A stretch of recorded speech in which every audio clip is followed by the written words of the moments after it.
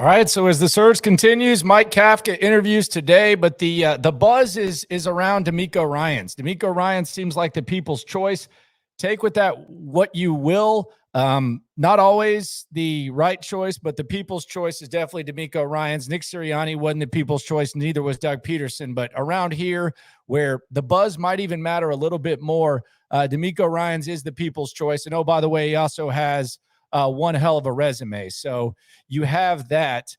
Jay Glazer on Fox, he reported that DeMeco Ryans, after his Texans interview and after he'd interviewed with the Broncos, and the Broncos had actually interviewed him the day before, DeMeco Ryans canceled his interviews with Indianapolis and Arizona. And if you recall, the whole process of the DeMeco Ryans interview was, man, this thing's going long. So maybe it went long, but if you're pro DeMeco Ryans and you want DeMeco Ryans to be the coach, that's not a bad thing either, because usually crappy interviews don't typically go long. At least they shouldn't. So that's a good thing. Here was the report from Jay Glazer on Fox talking about the DeMeco Ryans situation and what went down and him canceling his interviews. 49ers defensive coordinator DeMeco Ryans, he's in demand for a head coaching job. And how about this? He actually had 4 job interviews lined up for yesterday, got through the first 2, which were the Broncos and the Texans, and said, I'm going to cancel the other 2 because I have to get back and really focus on the Dallas Cowboys. So there you go. So he canceled the interview. Don't know what that means. I have said the biggest nightmare possible for Texans fans, it's not necessarily whether or not you hire DeMeco Ryans, although that's my dream scenario. I think that's a lot of people's scenario. It would be if you wanted to hire DeMeco Ryans and he chose the Colts over the Texans. There's not a lot of organizations that I can say I would, that have been a bigger dumpster fire in recent history than the Texans, for whatever the reason. The last 2 years, obviously, have been a disaster. Ever since the POS, Jack Easterby came here, it's been a downward spiral.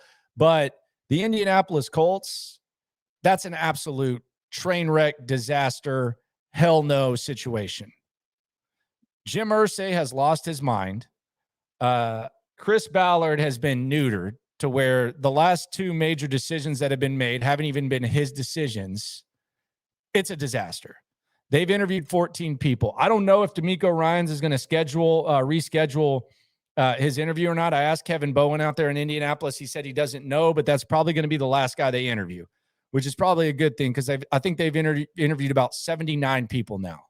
But that place is an absolute disaster. It's a disaster. Like I can make a case for every single gig on that has an opening, whether it's Denver, whether it's Arizona, whether it's Houston with all the assets and stuff, Carolina even. I can make a case for that. I can't make a case for Indianapolis. I don't know why anyone would want to go to that organization and work with Jim Irsay and with a completely not neutered Nick Caserio type of stuff where he's kind of getting humbled and in check. But Chris Ballard was undermined. I mean, you talk about, the Lovie Smith and the David Culley being one and done. And look, we don't need to get into all that stuff. But the fact that Frank Reich wasn't allowed to see out this whole season with all the stuff that he's had to deal with, regardless of how you feel about his decision to bring in Carson Wentz, the fact that he wasn't able to see that out, especially with how Jacksonville started the season and then ended, and the fact that we've seen Frank Reich in the past finish strong, that's ridiculous. That's absolutely ridiculous. Jim Irsay's lost his damn mind, and he's continued to hang his hat on Tony Dungy and all that type of stuff. It's a joke. And I don't know if DeMeco Ryans is going to reschedule the interview with Arizona and reschedule the interview with Indianapolis. Maybe he just doesn't think it's a fit, and he doesn't think that's the direction they're going to be heading. Monty Austin-Fort's in Arizona, and then Looney Irsay is in Indianapolis, and there's a lot of buzz here in Houston.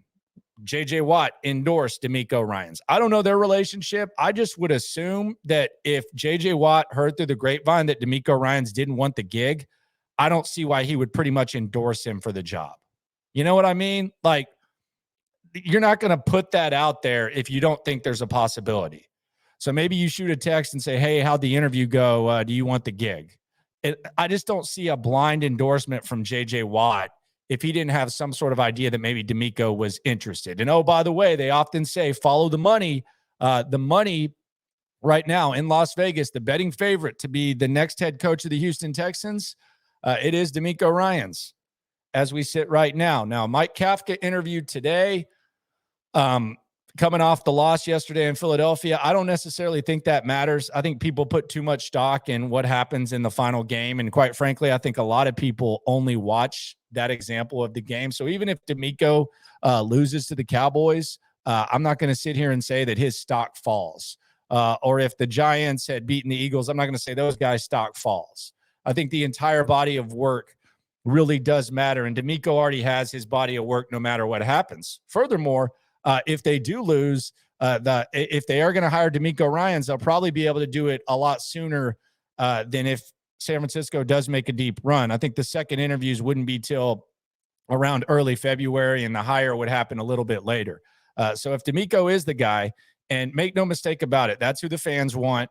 If the McNairs are more involved, I think they would love to have DeMeco Ryans, and I think it would be the best vibes that the city has had for a long, long time. So the clues we have right now with DeMeco Ryans are, number one, the interview apparently went well, and it went long. Number two, he canceled his other two interviews with Indianapolis and Arizona. Number three, J.J. Watt endorsed him. And number four, the odds-on favorite in Las Vegas right now to be the next head coach of the Houston Texans is DeMeco Ryans. So there we go. Fun times, fun times, fun times. And when you take a step back at this is the craziest thing about this whole thing. When you take a step back and look at this whole thing and where we are right now on Sunday, January 22nd, like where we are in this situation, it has been 2 weeks. Think about that. It has been 2 weeks since Brandon Cooks punked Nick Caserio, didn't get traded, called him out again, and then was the best player and cost him the first pick. And the Texans pissed away the first pick and fired Lovie Smith 2 weeks ago. Doesn't it seem like it was like a month or two ago? That's how efficient and quick this process has been. And I don't want to grade the Texans on a curve. I don't want to sit here and say, oh, they deserve a lot of credit for this. But with all the talk and all the rumblings about, this job and this organization, rightfully so. Although I do think the last 2 years, if you take a step back, they're much different than this year when it comes to the search. But just the timeliness, like they could have fired David Culley last year in a more timely manner. They waited till Thursday. They sent him to the podium. That they have been functioning like a legit NFL organization. And maybe that has to do with the Easterby factor. It definitely has to do with having more assets, the Deshaun Watson cloud of him not wanting to be here and then him not wanting to be here along with the sexual allegations, the $75 million in dead cap, no draft picks 2 years ago. That obviously comes into play, but in the last 2 weeks, the Texans have put together a hell of a coaching search, and it appears right now it is down to 6. I'm putting Sean Payton to the side. Sean Payton, gone. Don't think Sean Payton's coming here. So we can take Sean Payton off the list. We can take Ben Johnson off the list, and now it is a race, a 6-horse race between Brown, Evero, Gannon, Steichen, Kafka, and the favorite, the guy with all the context clues, the guy everybody wants, DeMeco Ryans. What a time to be alive. We've been through some bad times the last couple of years. This is getting really, really exciting. And DeMeco Ryans coming to the Houston Texans, it looks like it could be a real thing. I'll be damned. You never know, though, when it comes to these coaching searches, but all signs point to that. And the Glazer report is the last and latest example. Subscribe to the channel. It is the Locker Room, #1 source for daily Texans digital content.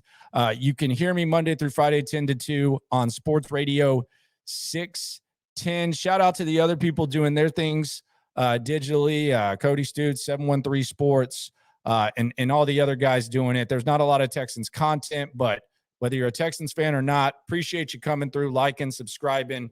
And this is the best resource you can get. We're with the Texans. We're allowed to criticize the Texans quite often, as much as we want. We have players on. We have coaches on. We have ownership on.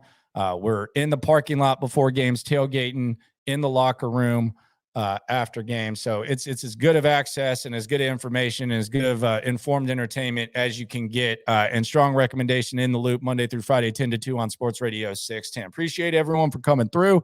The DeMeco dream, it is more than alive. And there are a lot of clues that maybe DeMeco will be the guy. Should be interesting, should be fun. No matter how it ends, no matter what happens leading up to the draft, in season, etc., we are all in this together. Have a good one. Enjoy the rest of your Sunday.